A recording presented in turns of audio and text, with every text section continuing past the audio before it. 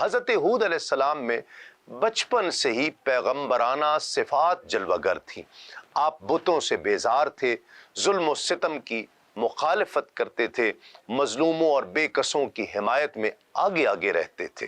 عجز و انکساری، حلم و بردباری آپ کے اوصاف تھے۔ گناہ آلود ماحول سے بیزار تنگ آ کر آبادی سے باہر چلے جاتے تھے اور تنہائی میں بیٹھ کر کائنات میں پھیلی ہوئی نشانیوں میں تفکر اور تدبر اور غور کیا کرتے تھے۔ آپ علیہ السلام نے گزر بسر کے لیے تجارت کا پیشہ اختیار فرمایا تھا، جیسا کہ حضرت عبداللہ بن عباس رضی اللہ تعالی عنہما فرماتے ہیں، حضرت ہود علیہ السلام تاجر تھے۔ قوم عاد حضرت ہود کو امین اور سچا سمجھتی تھی، لیکن جب آپ نے اللہ کی عبادت کرنے اور بتوں کی پرستش نہ کرنے کی بات کی تو قوم نے آپ کا مذاق اڑایا اور آپ کو سفیہ کہا۔ قال الملأ الذین کفروا من قومه انا لنراک فی سفاہہ وانا لنظنک من الکاذبین قال یا قوم لیس بی سفاہۃ ولکنی رسول من رب العالمین۔ اس کی قوم کے کافر سردار بولے کہ ہم تو تمہیں بے وقوف سمجھتے ہیں اور ہم تجھے جھوٹا خیال کرتے ہیں۔ کہا ہے میری قوم میں بے وقوف نہیں ہوں بلکہ میں پروردگار عالم کی طرف سے بھیجا ہوا ہوں۔ آپ علیہ السلام نے قوم عاد کو وحدانیت الہی پر ایمان لانے، صرف اللہ رب العزت کی عبادت کرنے اور اس کے احکام پر عمل کرنے کا حکم دیا اور عذاب الہی سے ڈرایا، جیسا کہ قرآن مجید میں ارشاد باری تعالیٰ ہے۔ ہود نے فرمایا اے میری قوم اللہ کی عبادت کرو، اس کے سوا تمہارا کوئی معبود نہیں، تو کیا تم ڈرتے نہیں؟ حضرت ہود علیہ السلام کی دعوت حق سن کر قوم کے کافر سرداروں نے کہا ہماری نگاہوں میں تو تم سراسر حماقت کا شکار لگتے ہو، کیونکہ تم اپنے باپ دادا کے دین کے بجائے دوسرے دین کو مانتے ہو اور ہم تمہیں دعوی رسالت میں بھی سچا نہیں سمجھتے۔ سرداران کفار کے بے ادبانہ جواب کے مقابلے میں حضرت ہود علیہ السلام نے بڑے تحمل سے جواب دیا کہ اے میری قوم میں ہرگز بے وقوف نہیں، کیونکہ میں تو تمام جہانوں کے پروردگار کا بھیجا ہوا رسول ہوں۔ میری ذمہ داری تم تک اپنے رب کے پیغامات پہنچانا ہے اور میں تمہارا سچا خیر خواہ اور امانت دار ہوں، لہٰذا کسی غلط فہمی میں مت پڑو۔ پھر آپ علیہ السلام نے فرمایا کیا تمہیں اس بات پر تعجب ہو رہا ہے کہ تمہارے پاس تمہاری ہی قوم کا ایک فرد رسول بن کر آیا ہے تاکہ تمہیں کفر و معصیت پر عذاب الہی سے ڈرائے، حالانکہ قابل تعجب تو تمہارا بے بس اور لاچار بتوں کو خدا کا شریک ٹھہرانا ہے۔ حضرت ہود علیہ السلام نے قوم عاد کو اللہ رب العزت کی عطا کردہ نعمتوں کی طرف متوجہ کیا اور کہا یاد کرو اس ذات کو جس نے تمہیں وہ کچھ دیا ہے جو تم چاہتے ہو، تمہیں جانور دیے، اولادیں دی، باغ اور چشمے دیے، اور تمہارا حال یہ ہے کہ تم اس ہستی کے ساتھ انہیں شریک کرتے ہو جو تمہیں کوئی نفع نقصان نہیں پہنچا سکتے۔ مال و دولت اور اعلیٰ صلاحیت تم دنیا کے حصول میں صرف کر دیتے ہو، حالانکہ تمہیں اس نمود و نمائش کی کوئی ضرورت نہیں ہے۔ عظمت اور خوشحالی کا مظاہرہ کرنے کے لیے اونچے اونچے ستونوں پر بلند و بالا اور عالی شان عمارتوں کی تعمیر تم نے اپنی زندگی کا مقصد بنا لیا ہے۔ دولت و ثروت کے باوجود تمہیں اطمینان قلب نہیں ہے، اس لیے کہ تم نے مادی دنیا ہی کو سب کچھ سمجھ لیا ہے۔ اے میری قوم یاد کرو کہ اللہ رب العزت نے قوم نوح کی ہلاکت کے بعد تمہیں زمین میں جانشین کیا اور بہت زیادہ جسمانی قوت اور طاقت سے بھی نوازا کہ قد کاٹ اور قوت دونوں میں دوسروں سے ممتاز ہو، لہٰذا تمہیں چاہیے کہ اللہ رب العزت کی ان نعمتوں کو یاد رکھو اور شکرانے میں ایمان لاؤ اور اطاعت و بندگی کا راستہ اختیار کرو تاکہ تمہیں فلاح نصیب ہو۔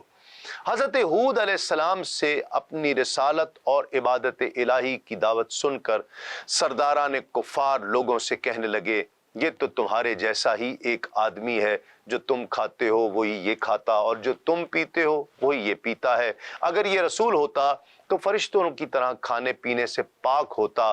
ان باطن کے اندھوں نے کمالات رسالت کو نہ دیکھا اور کھانے پینے کے اوصاف دیکھ کر رسول کو اپنی طرح بشر کہنے لگے، اور یہی چیز ان کی گمراہی کی بنیاد ہوئی۔ تو اس سے ایک نتیجہ نکال کر افراد قوم آپس میں کہنے لگے، اگر تم نے اپنے جیسے کسی آدمی کی بات مان کر اس کی اطاعت کی تو ضرور نقصان اٹھاؤ گے۔ قوم عاد نے ایک موقع پر واضح الفاظ میں یہ کہہ کر بھی حضرت ہود علیہ السلام کی رسالت کا انکار کیا۔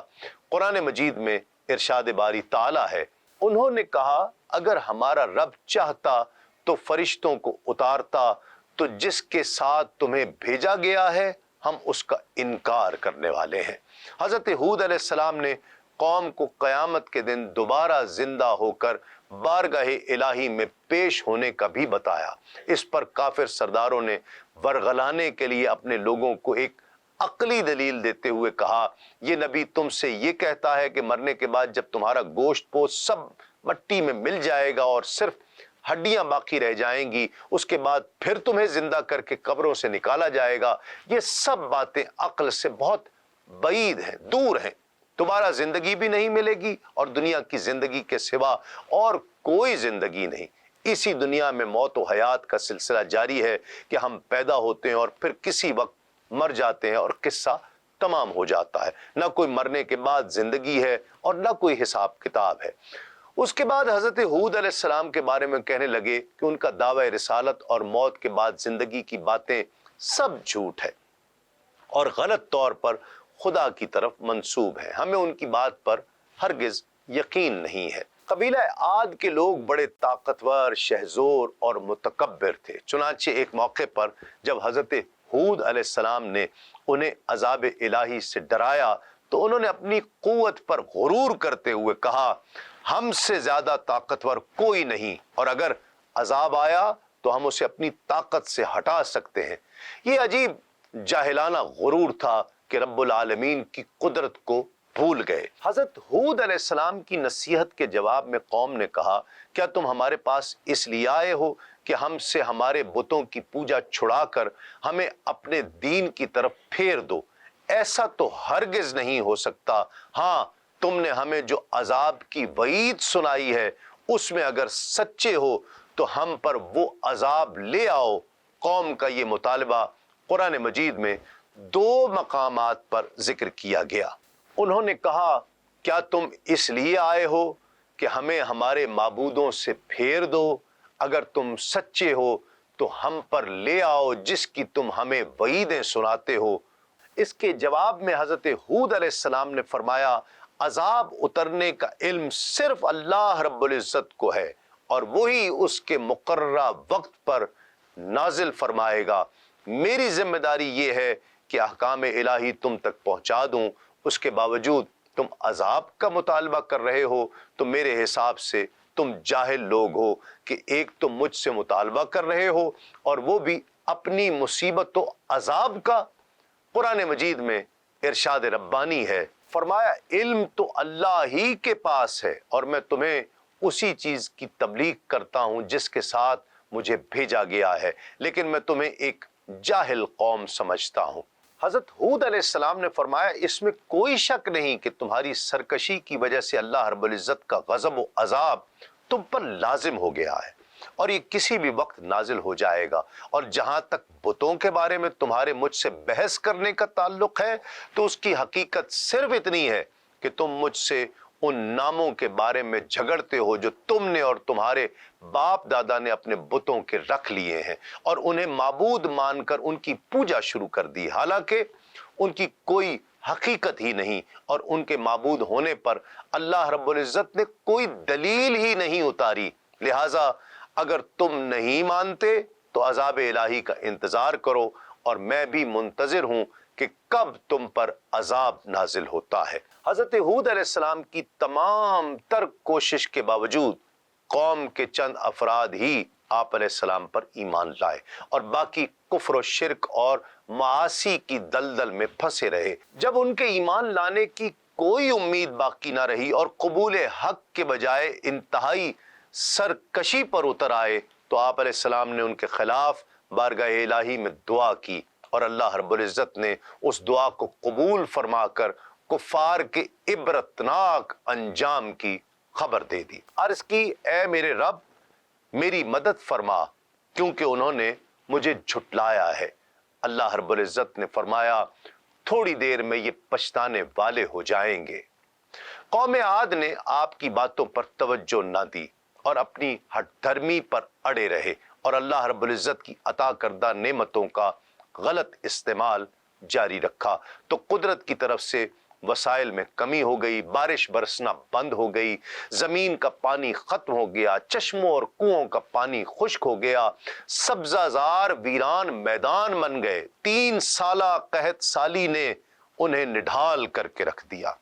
हजरत हूद अलैहिस्सलाम ने लोगों से कहा, तौबा इस्तिग़फ़ार करो, अल्लाह की रहमत तुम्हें अपनी आगोश में ले लेगी, और ए कौम, अपने रब से माफी मांगो, फिर उसकी तरफ रुजू करो, वो तुम पर खूब बारिशें बरसाएगा और तुम्हारी कुव्वत को और बढ़ाएगा और तुम नाफरमान होकर ना फिर जाओ।